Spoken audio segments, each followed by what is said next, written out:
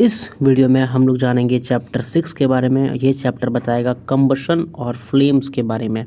हम लोग पहले जानेंगे कंबशन क्या होता है, फ्लेम क्या होता है, कंबशन होने के लिए क्या क्या चीज़ें ज़रूरी है, नेसेसरी चीज़ें क्या क्या होती है, फॉरेस्ट फायर क्यों लगता है, कैसे लगता है और उसका क्या एस्पेक्ट हो सकता है, इग्निशन टेम्परेचर के बारे में जानेंगे। तो इस चैप्टर में काफ़ी ज़्यादा मज़ा आने वाला है एंड आई होप कि इस वीडियो में भी काफ़ी ज़्यादा आपको मज़ा आएगा।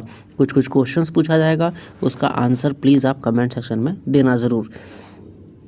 तो स्टार्ट करते हैं चैप्टर। देखो, हमारे घरों में ना काफ़ी अलग अलग टाइप के फ्यूल्स होते हैं जो कि हम जलाते हैं। एग्जांपल के तौर पे देख लो आप, जो मम्मा लोग जो खाना बनाती है, जो घर में खाना बनता है सिलेंडर से, है ना। सिलेंडर जो गैस होता है उससे जो चीज़ें निकलती है वो गैस हो गया, तो उससे खाना बनता है, तो उसको हम लोग फ्यूल बोलेंगे। जो गरीब लोग हैं, खास करके जो गांव वाले एरिया में रहते हैं, वो काव डंग केक का यूज़ करते हैं। इसको हम लोग घर के भाषा में गोईठा बोलते हैं, पता नहीं आप लोग क्या बोलते हो। वैसे आपके घर में जो भी काव डंग केक को बुलाया जाता है प्लीज़ कमेंट करो। उसके बाद बहुत लोग लकड़ी से खाना बनाते हैं, कोई लोग कोयला से खाना बनाते हैं, है ना। इस तरह का अलग अलग चीज़ें जो है वो फ्यूल्स का नाम कहा जा सकता है। इस प्रकार के जो चीज़ें होती हैं वो फ्यूल को उसको बोल सकते हैं हम लोग, ठीक है। तो आपने कभी ना कभी तो देखा होगा कि कैंडल जला है ना। कोयला में आग लगता है, कैंडल में आग लगता है, तो कैंडल जलता है और उससे पूरा आपका जो रूम है वो रोशन हो जाता है ना। उससे पूरा रूम को आपको रोशनी मिल जाता है। तो ये जो जलने की प्रक्रिया है इसको कंबशन बोलते हैं। तो हम लोग कंबशन क्या होता है, व्हाट इज़ कंबशन, इसके बारे में जानने का प्रयास करते हैं। कंबशन एक ऐसा केमिकल प्रोसेस होता है जिसमें कोई भी सब्सटेंस ऑक्सीजन के साथ रिएक्ट करके हीट देता हो। एग्जाम्पल के तौर पे देख लो कि एक कोयला है, ठीक है। कोयला में आग लगाया गया, कोयला जलने लगा। अब कोयला अगर जल रहा है या लकड़ी जल रहा है तो उससे क्या होगा, उसके आसपास में हीट एनर्जी रिलीज़ होगा।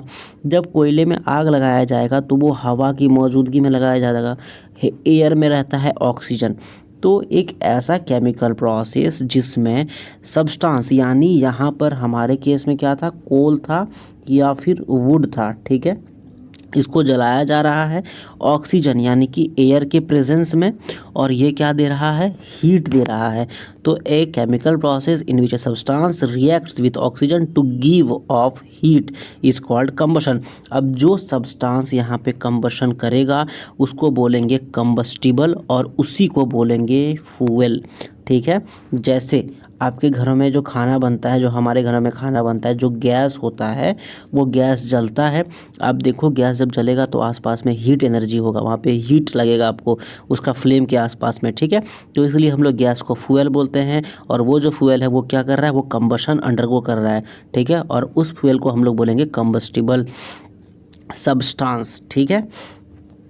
मोस्ट ऑफ द टाइम क्या होता है, जब फ्यूल को आग लगाया जाता है तो उसमें लाइट भी मिलता है, ठीक है।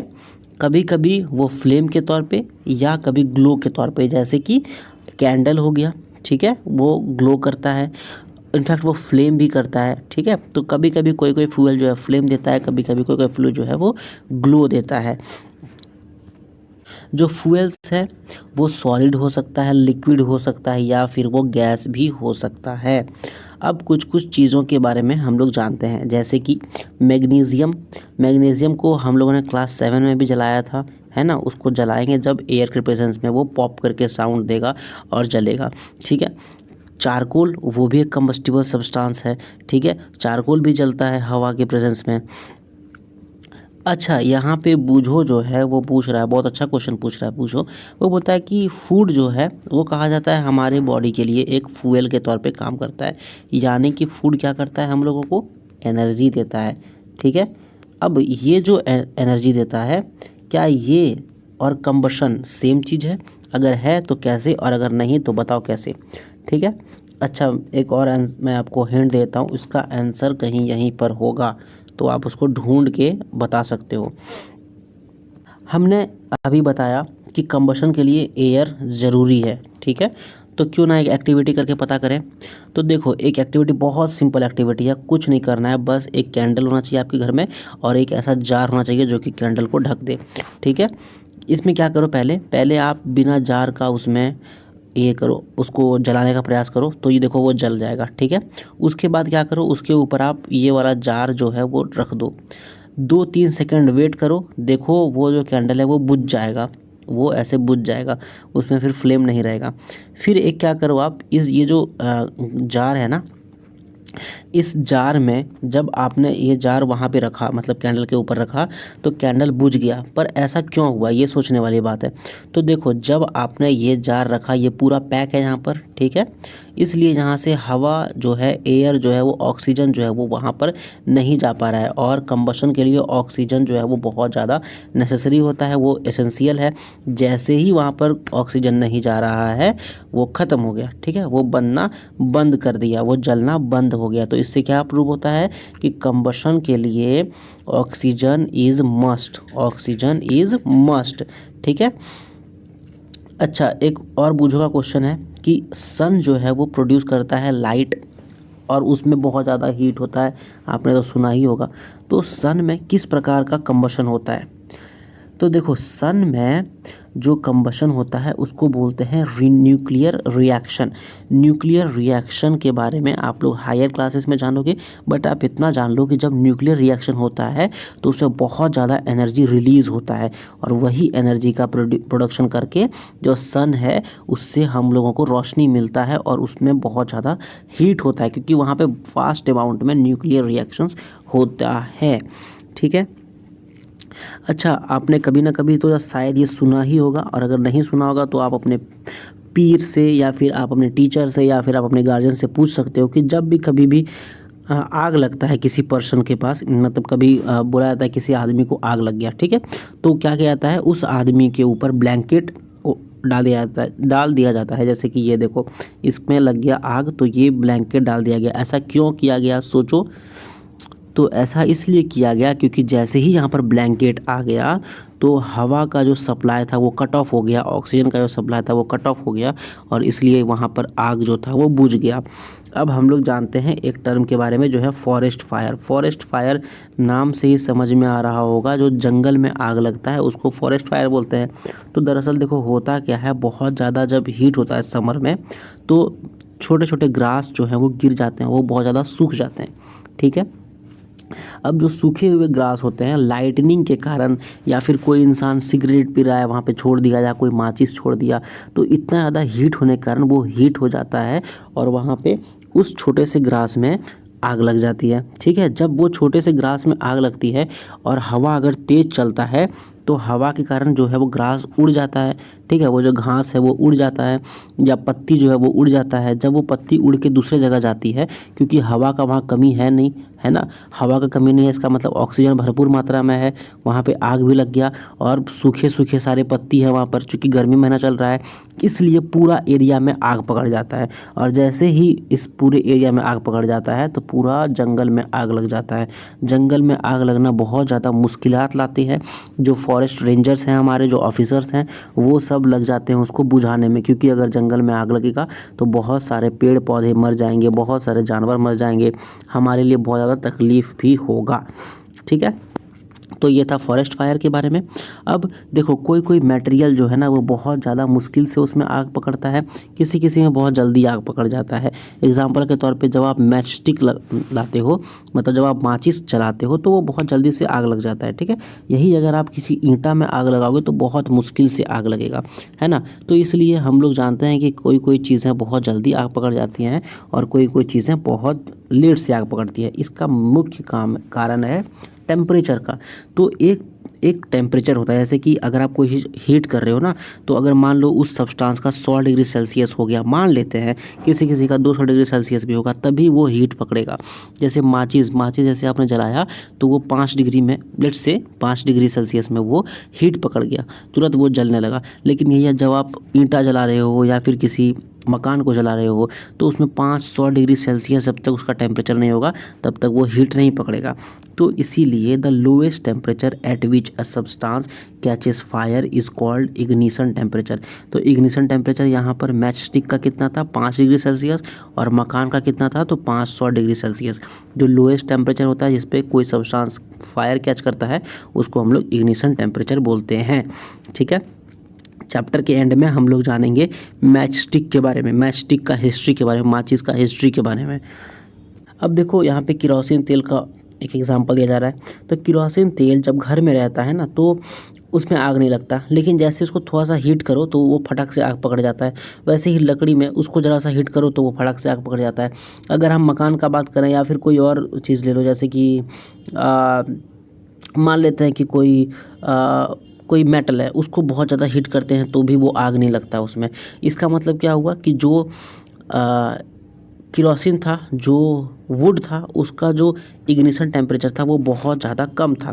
ठीक है, तो जिस सब्सटेंस का इग्निशन टेम्परेचर कम होगा वो उतना जल्दी आग लगेगा उसमें, वो उतना जल्दी आग जो है उसमें पकड़ेगा। ठीक है, अब जिस सब्सटेंस का इग्निशन टेम्परेचर बहुत ज़्यादा कम होता है उसमें बहुत जल्दी से आग लग जाती है, बहुत जल्दी वो इजीली कैच फायर कर लेता है ना, इजीली उसमें फायर लग जाती है और वो फायर जो है वो फ्लेम के साथ जलता है। ऐसे सब्सटेंस को बोलते हैं इनफ्लेमेबल सब्सटेंस। एग्जांपल के तौर पे केरोसिन हो गया, ठीक है, हमारा जो गैस है वो हो गया, मतलब कि जो एलपीजी गैस आते हैं वो हो गया। ठीक है, उसके बाद और भी बहुत सारे सब्सटेंस जैसे कि Na हो गया, सोडियम हो गया, ये सारे सब्सटेंस जो है वो उसका इग्निशन टेम्परेचर बहुत कम है, वो ज़रा सा उसको हीट करोगे वो फट से जल जाएगा, है ना, वो तुरंत जल जाएगा। पेट्रोल हो गया, अल्कोहल हो गया, ये सब फटाफट जल जाता है। तो ऐसे सब्सटेंस को बोलते हैं inflammable substance. The substance which है वेरी लो इग्निशन टेम्परेचर, उसका जलने का जो टेम्परेचर है वो बहुत ज़्यादा कम है और उसमें आसानी से आग लग जाता है, और जब आग लगता है तो उसमें फ्लेम जलता है, और ऐसे सब्सटेंस को ही हम लोग बोलते हैं इनफ्लेमेबल सब्सटेंस।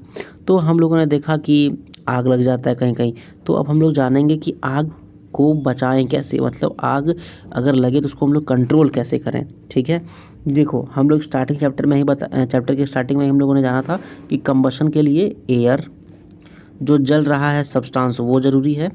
ठीक है, तो ये सब दोनों चीज़ें बहुत ज़रूरी हैं। अब इसको आप हमेशा माथा में रखोगे इस चैप्टर के एंड तक में। ठीक है, देखो कभी ना कभी आपने सुना ही होगा कि किसी भी घर में आग लग गई होगी, न्यूज़पेपर से सुना होगा या फैमिली वालों से सुना होगा या नेबर से सुना होगा, है ना। तो इसलिए हम लोग के पास ये बहुत ज़्यादा हमारा जिम्मेदारी है, ये हमारे लिए इम्पोर्टेंट है कि हम फायर सर्विस का टेलीफोन नंबर जो है वो नोट करके डायरी में रखें, अपने पास हमेशा रखें। अब जब आप कॉल करोगे, मान लो कि आपके नेबर में या कहीं पर भी आग लग गया, आपने फायर सर्विस को कॉल किया, तो जब फायर सर्विस को कॉल किया तो फायर वाले आए, उन्होंने एक तंबूला लेके, एक मतलब पाइप लेके यहाँ से पानी छोड़ना स्टार्ट किया। कहाँ छोड़ा? जहाँ पर आग लगा हुआ है।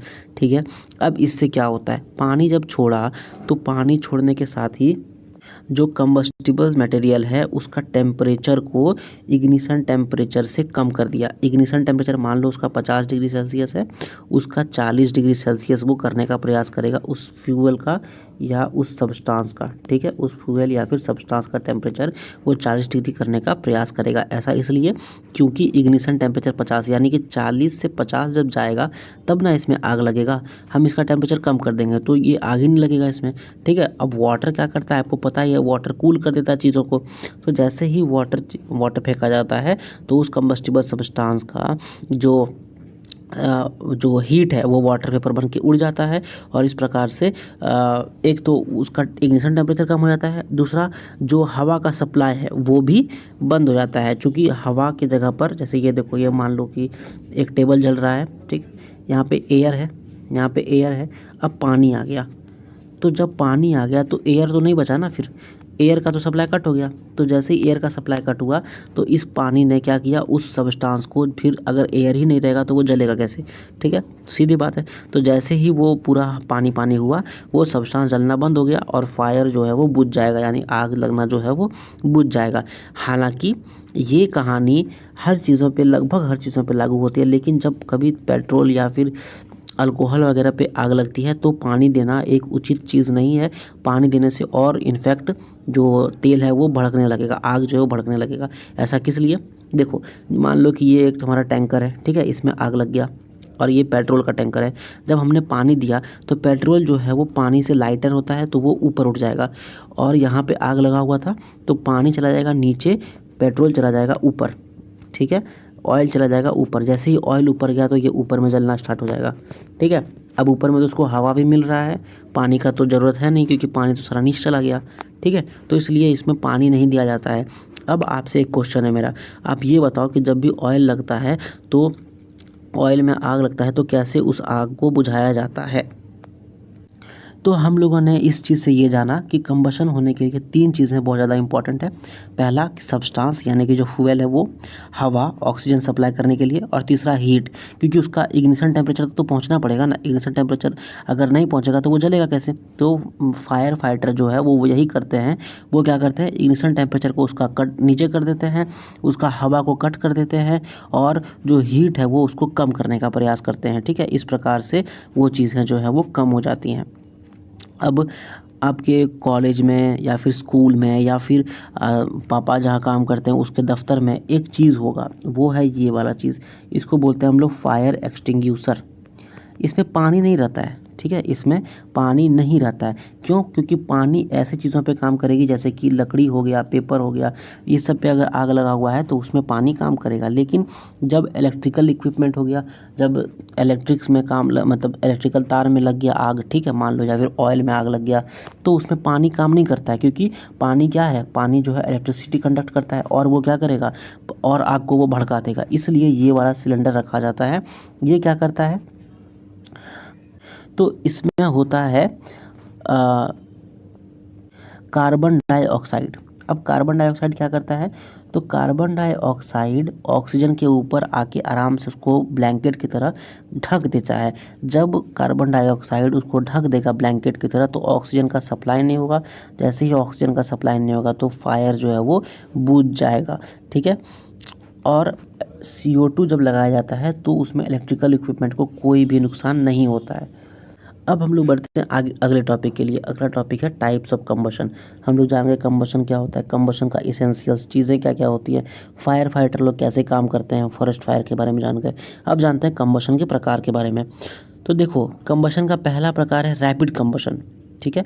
इसमें क्या होता है, जो चीज़ें हैं, जो सब्सटेंस है, जो फ्यूल है, वो बहुत जल्दी जलता है और उसमें काफ़ी हीट और लाइट निकलता है, ठीक है। काफ़ी नहीं बट हीट और लाइट निकलता है। जैसे कि LPG हमारा जो गैस हो गया, जो कुकिंग गैस होता है जिसमें खाना बनता है, उसमें आप जैसे ही उसमें मामा लोग लाइटर जलाती है तुरंत आग लग जाता है ना, तुरंत कंबशन हो जाता है। ऐसे वाले को बोलते हैं रैपिड कंबशन, और उसमें हीट और लाइट दोनों निकलता है। दूसरा हो गया स्पॉन्टेनियस कंबशन। स्पॉन्टेनियस यानी कि कोई भी चीज़ उसमें हो ना हो वो तुरंत बर्स्ट कर जाता है, ठीक है। जैसे मान लो अभी एक हाल ही में ना क्या हुआ था, एक एरिया है, आप लोग गूगल करना, उसका नाम है बेरूत, ठीक है।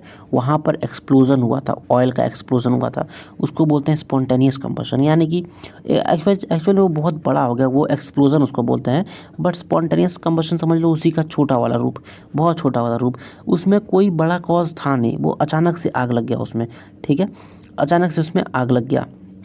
जैसे आप समझो कि फॉरेस्ट फायर जो है उसमें भी बहुत बड़ा कुछ कॉज रहता नहीं है, बट वो अचानक से फायर लग जाए उसमें, ठीक है, तो वो हो गया। और तीसरा होता है एक्सप्लोज़न।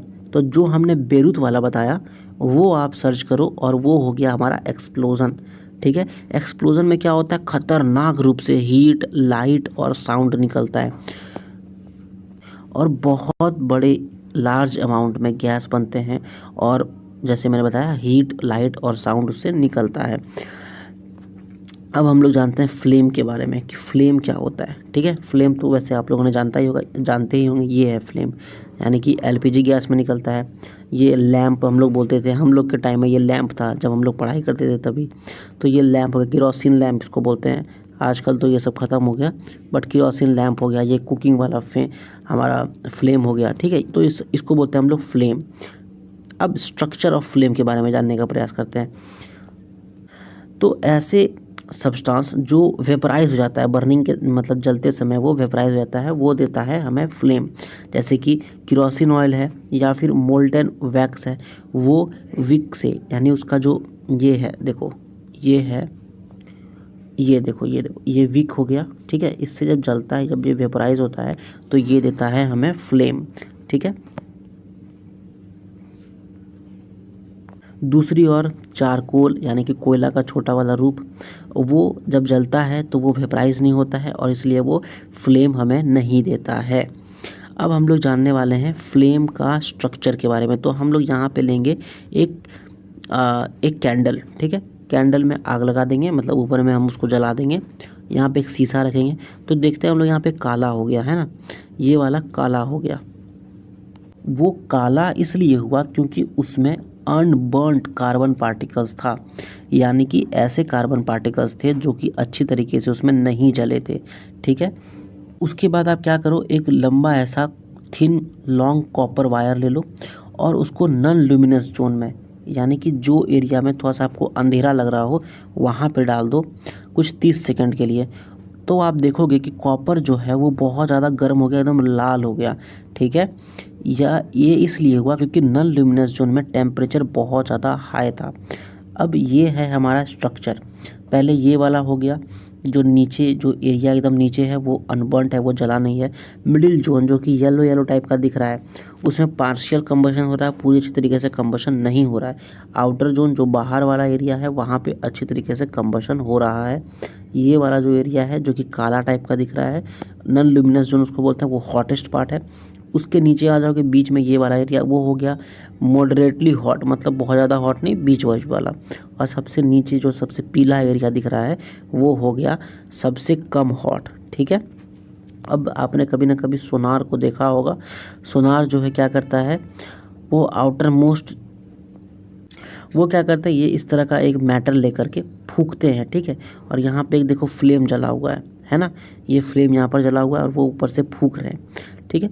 ये फूंक के क्या करते हैं, जो आउटर मोस्ट जोन है, आउटर मोस्ट जोन यानी कि जो कम्प्लीटली कंबशन हो चुका है जिसका, उसको वो डालते हैं। ऐसा क्यों? क्योंकि हमने देखा कि जब कार्बन अच्छी तरीके से कंबशन, अनबर्न्ड कंबशन था, यानी कि कार्बन जब अच्छी तरीके से नहीं जला था तो वो क्या करता है, वहाँ पे काला काला दाग छोड़ देता है। इसलिए गोल्ड स्मिथ जो है वो सोने से खेलते हैं, और सोने से खेलना, अगर सोने में काला दाग पड़ जाएगा तब तो उसका भाई साहब गेम हो जाएगा, है ना। अब हम लोग जानते हैं फ्यूल के बारे में। हम लोगों ने पहले स्टार्टिंग में ही जाना कि फ्यूल ऐसा सब्सटेंस होता है जो कि कंबस्टिबल होता है ना। और मेनली जो फ्यूल होता है वो वुड होता है, चारकोल, पेट्रोल, किरोसिन, ये सब होता है। लेकिन फ्यूल के भी 2-3 तरह होते हैं। एक होता है बहुत ख़राब फ्यूल, जैसे कि काउडंग केक अच्छा फ्यूल नहीं है, ख़राब है। दूसरा हो गया गुड फ्यूल, जो कि आसानी से मिल जाए लोगों को। तो गुड फ्यूल में आपका लकड़ी आ गया, है ना, वुड आ गया, चारकोल आ गया। वो सस्ता तो मिलता है लकड़ी, है ना, और वो हवा में आसानी से जल सके। जैसे कि लकड़ी, सूखी लकड़ी आसानी से जल जाती है, ठीक है, और अच्छा खासा उसमें हीट भी निकल जाता है। और सूखी लकड़ी जलाओगे तो उतना ज़्यादा कुछ रेसिड्यू उसका नहीं बचता। लेकिन तीसरा टाइप होता है आइडियल फ्यूल का। और आइडियल फ्यूल जो है वो ऐसा फ्यूल है जो कि बहुत ज़्यादा हीट दे, एनर्जी दे और अपने पीछे कोई भी अनडिज़ायरेबल सब्सटेंस नहीं छोड़े, ठीक है। और ऐसा कोई भी फ्यूल नहीं हुआ है, तो इसीलिए हम लोगों के पास कोई भी आइडियल फ्यूल नहीं है। ओके, अब हम लोग जानते हैं फ्यूल एफिशिएंसी के बारे में। चलो मान लो आपको किसी ने बोला कि आप एक कटोरा पानी गर्म करो और अलग अलग चीज़ों पे गर्म करो। पहले आप काउडंग केक पे गर्म कर लो, उसके बाद दूसरा कटोरा उठाओ ठंडे पानी का, वो कोल पे गर्म करो, तीसरा कटोरा उठाओ ठंडे पानी का, वो एलपीजी सिलेंडर पे गर्म कर लो, ठीक है। अब आपको सबसे ज़्यादा मज़ा किस में आएगा कि सबसे ज़्यादा जल्दी किस में गर्म होगा? तो आई होप कि सबसे ज़्यादा जल्दी गर्म होगा एलपीजी सिलेंडर में, जो फ्यूल का यूज़ कर रहे हैं हम लोग, जो गैस का यूज़ कर रहे हैं उसमें। तो 1 किलो फ्यूल को पूरी अच्छी तरीके से जलने में जितना हीट एनर्जी प्रोड्यूस होता है उसको हम लोग बोलते हैं कैलोरीफिक वैल्यू। यानी 1 cow dung cake, 1 KG cow dung cake, in fact 1 KG cow dung cake, ठीक है, 1 KG cow dung cake, 1 KG LPG cylinder का गैस, ठीक है, 1 केजी वुड, इन तीनों में जलने में सबसे ज़्यादा जिसमें हीट निकले उसको बोलते हैं, इनफैक्ट सबसे ज़्यादा नहीं, जितना जितना सब में हीट निकलेगा उसको हम लोग बोलेंगे उसका कैलोरीफिक वैल्यू। जैसे कि मान लो काउडंग केक में 200 जूल निकला, तो काउडंग केक का कितना कैलोरीफिक वैल्यू है? 200 जूल। अगर वुड में 500 जूल निकला तो वुड का कितना हो गया कैलोरीफिक वैल्यू 500 जूल। उसके बाद अगर मान लो आप एलपीजी में 1000 जूल निकला तो 1000 जूल का एलपीजी का कैलोरीफिक वैल्यू कितना हो गया 1000 जूल। ठीक है, अब calorific value of a fuel is expressed in unit call kilo joule पर केजी, क्योंकि 1 किलो का हम लोग ले रहे थे तो पर केजी, किलो जूल पर केजी। जैसे यहाँ देखो, अब असली वाला बताते हैं। काऊ डंग केक में निकलता है 6000 से 8000, एलपीजी में निकलता है 55,000। सोचो, मतलब लगभग 8 गुना, है ना। कितना अच्छा है एलपीजी हमारे लिए। बायोगैस में 35,000 से 40,000, हाइड्रोजन में 1,50,000 किलो जूल पर केजी, मतलब बहुत ज़्यादा हीट एनर्जी निकल रहा है उससे। ठीक है, अब हम लोग जानते हैं कि अगर हम लोग फ्यूल्स को जलाते हैं तो उससे काफ़ी सारे हार्मफुल प्रोडक्ट्स निकलते हैं। जैसे देखो, अगर लकड़ी जलाओगे आप, ठीक है, तो उससे क्या होता है, कार्बन निकलता है। ठीक है, इनफैक्ट कार्बन फ्यूल जैसे कि लकड़ी, कोयला, ये सब जलाओगे तो उससे हम लोगों ने देखा कि ऊपर में कार्बन पार्टिकल्स निकलता है जो कि अच्छी तरीके से नहीं जलता है और वो हमारे लिए बहुत ज़्यादा मुश्किलात पैदा कर सकता है। जैसे उससे हमारे को अस्थमा हो सकता है, रेस्पिरेटरी डिजीज़ हो सकता है। ठीक है, फिर अगर ये चीज़ें अच्छी तरीके से नहीं जली तो हमको ये सारी चीज़ें देगी कार्बन मोनोऑक्साइड गैस, और कार्बन मोनोऑक्साइड गैस बहुत ज़्यादा पॉइजनस होता है, वो हमारे लिए बहुत ज़्यादा जहरीला होता है। ठीक है, इसलिए हम लोगों को कभी भी एक क्लोज्ड रूम में कोयला नहीं जलाना चाहिए, क्योंकि इससे कार्बन मोनोऑक्साइड बन सकता है और वो इंसानों को मार भी सकता है। ठीक है, उसके बाद आता है कि कंबशन के कारण, मतलब खास करके ऐसे कंबशन के कारण जिसमें कि कार्बन डाइऑक्साइड बहुत ज़्यादा रिलीज़ हो, वो हमारे लिए अच्छा नहीं है, क्योंकि कार्बन डाइऑक्साइड जब हवा में जाता है तो वो ग्लोबल वार्मिंग को बढ़ावा देता है। अब ग्लोबल वार्मिंग क्या होता है, तो ग्लोबल वार्मिंग का मतलब जो हमारा अर्थ है उसका टेम्परेचर धीरे धीरे बढ़ते जा रहा है। अर्थ का टेम्परेचर यानी कि अर्थ के एटमॉस्फेयर का टेम्परेचर, इस कारण से जो हमारा ग्लेशियर्स है वो पिघल रहा है, सी लेवल जो है वो राइज कर रहा है, फ्लड्स हो रहे हैं कोस्टल एरियाज़ में। ठीक है, लो लाइंग कोस्टल एरियाज़ जो है वो अब पानी के अंदर आ रहा है। अब इससे सोचो कि जो कोस्टल एरियाज़ है जैसे कि केरला वाले एरिया हो गया, है ना, मुंबई वाला एरिया हो गया, यहाँ पर जो लोग रहते हैं ये अब कहाँ जाएंगे रहने के लिए। तो इसलिए ग्लोबल वार्मिंग हमारे लिए बहुत ज़्यादा खतरनाक है, सिर्फ हमारे लिए नहीं बल्कि पूरे दुनिया भर में हर लोगों के लिए, हर जानवर के लिए, हर सब चीज़ के लिए, सबके लिए। उसके बाद बर्निंग ऑफ कोयल और diesel releases sulphur dioxide. Sulphur dioxide gas जो निकलता है कोयला और डीजल को जलाने से, इससे बहुत ज़्यादा ये सल्फर डाइऑक्साइड गैस जो है वो बहुत ज़्यादा सफोकेटिंग होता है और कोरोसिव गैस होता है, यानी कि हम लोगों को ये सफोकेट कर देता है। ठीक है, और पेट्रोलियम इंजन्स जो है इससे गैसियस ऑक्साइड, नाइट्रोजन का गैसियस ऑक्साइड निकलता है। सल्फर और नाइट्रोजन मिल करके एसिड रेन बनाते हैं। एसिड रेन जब बनाते हैं तो एसिड रेन बनाने से क्या होता है, एसिड रेन जब गिरता है तो फसल बर्बाद होता है, अच्छे अच्छे मॉन्यूमेंट्स ख़राब होते हैं, जैसे कि हमारा जो ताजमहल है। तो ताजमहल जो है उसमें एसिड रेन के कारण उसका जो मार्बल है वो वाइट मार्बल है, प्योर वाइट मार्बल है, वो मार्बल पीलापन होने लगा है, उसमें पीलापन आने लगा है और वो मार्बल का क्वालिटी भी ख़राब हो रहा है। इसका मेजर कारण क्या है, एसिड रेन। तो एसिड रेन बिल्डिंग ख़राब करता है, क्रॉप्स ख़राब करता है, साथ ही साथ वो सॉइल को भी ख़राब करता है, जिसके कारण कि हमारा प्रोडक्शन जो है वो क्रॉप का प्रोडक्शन वो उसमें दिक्कत हो सकता है।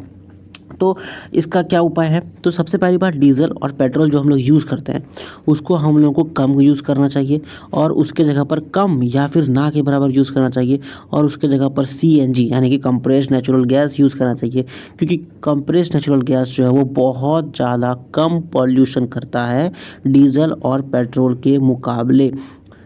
सीएनजी यानी कि कंप्रेस्ड नेचुरल गैस बहुत ज़्यादा क्लीनर फ्यूल है। एक बात और, जब हम लोग लकड़ी इकट्ठा करते हैं जलाने के लिए, तो लकड़ी जलाने के लिए जब हम लोग इकट्ठा करते हैं तो हम लोग क्या करते हैं, पेड़ों को काट देते हैं। पेड़ काटेंगे तो क्या होगा, डिफॉरेस्टेशन होगा, डिफॉरेस्टेशन होगा तो क्या होगा, हम लोगों के लिए मुश्किलात होगी। तो इसी के साथ ये चैप्टर ख़त्म होता है कि डिफॉरेस्टेशन नहीं करना चाहिए, है ना। एसिड रेन के कारण सब कुछ गड़बड़ हो रहा है तो डिफॉरेस्टेशन मत करो।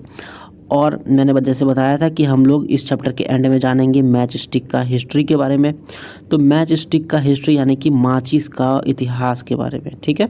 तो बोला जाता है कि 5000 साल पहले पाइन वुड का जो है, पाइन वुड एक लकड़ी होता है, उसको सल्फ़र में डाल के माचिस के तौर पे इजिप्ट में यूज़ किया जाता था।